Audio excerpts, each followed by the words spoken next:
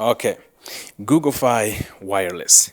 What is it? How much does it cost? Where internationally can you use the plan? And is it worth it? Hey, Moses here. I've been using the Unlimited Plus plan for about 2 years now, primarily internationally, and I'm here to talk about that. Before I get into it, it's important to understand that there are three plans. There is the Simply Unlimited, there is the Unlimited Plus, and there is the Flexible.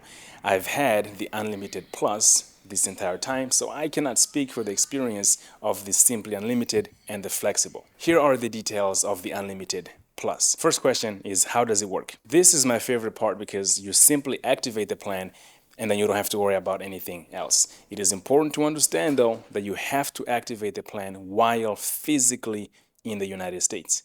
And then when you travel outside of the States, there's nothing to configure. You don't have to change any settings. You don't have to call Google or Google Fi, contact customer service, nothing. You simply activate the Unlimited Plus plan and then you take off. And wherever you are, it will work as though you were in the States. Another thing that excites me is that Google Fi also offers eSIM. So, for example, I have the iPhone 14 Pro and it does not have anywhere for you to put a SIM card. Google Fi has eSIMs, so I don't have to deal with physical SIM cards. Typically, when I would travel, I would get to the country and then buy a local SIM card and insert it into my phone. Not having a SIM card tray does not really help in this case. Some carriers in some countries do not have eSIM capabilities yet, so it's good that Google Fi is able to have eSIM. Another frequently asked question is, how long can you be abroad before your service gets shut down? Or does it even get shut down?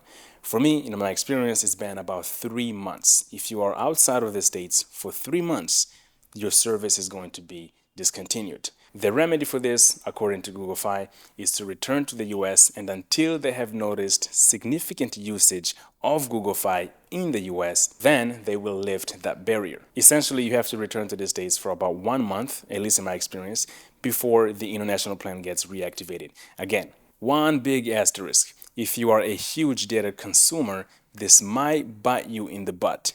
Here is why. With the Unlimited Plus plan, you do get up to 50 gigs of high speed, and that includes tethering. You can share your internet with your computer, your tablet, and other people's devices, but that's going to drain that 50 gigs a month. And this is where you get bitten in the butt, because if you really need that high speed after those 50 gigs, then you get charged $10 per gig. And I've gotten beaten in the butt twice. I once paid about 300 and something bucks, and another time I paid about 100 and something bucks because I went over those 50 gigs and I still needed that high speed, and I failed to monitor how much I was building up. So that is a huge asterisk. You got to keep that in the back of your mind. To give Google Fi their credit, they don't just automatically turn that on. First, you notice that you no longer have high speed internet. Then you have to request to get the high speed back. And the process for that is really simple. So you always have control over it. But once you turn on the high speed again over those 50 gigs, then you cannot turn that off until the rest of your billing cycle. So keep that in mind. What countries have I been able to use it? I've used it throughout Europe. That includes Spain, Italy, Germany, France. I've used it in Belgium. I've also used it throughout Africa, Morocco. I've used it in Rwanda. I've used it in Mozambique. And now I am traveling throughout Central America and I'm still using it. It worked perfectly in Costa Rica. It's working perfectly right now in Nicaragua. So far I've had